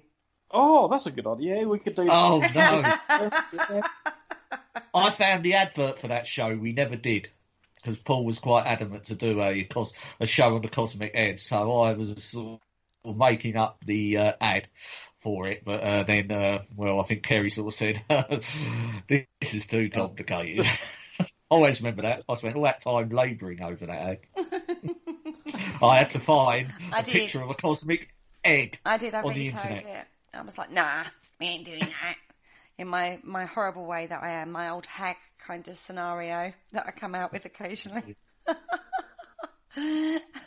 if I was just watching a movie called Ant-Man the other day, and he shrinks himself into like the all the atoms and stuff, and it just looks like outer space when he just went so small, and it was all like the atoms and atomic stuff. Yeah, it was interesting. You do like these big topics, don't you? Yeah, lovely. Class as inner space, isn't it? You know, and it's all got to be spiritual as well, because it is all connected by energy, although it's going to be our energy. So why not? We could have alien civilizations within us. Oh God. Yeah. Oh God almighty. Yeah, interesting few shows coming up, guys. And if there is anything at all out there that you'd like us to tackle, then don't forget you can get in contact through our website, which is paranormalconcept.com. On there, you're going to find lots of blogs going up in the new year. And if you want to look at any of our past blogs, then you're going to have to go on amazon.co.uk or .com or whatever it is, Amazon, and get a copy of the book we have just released, which is The Paranormal Concept Extra. We've come to the end of the show, guys. Wow. That was good. Good start to the year.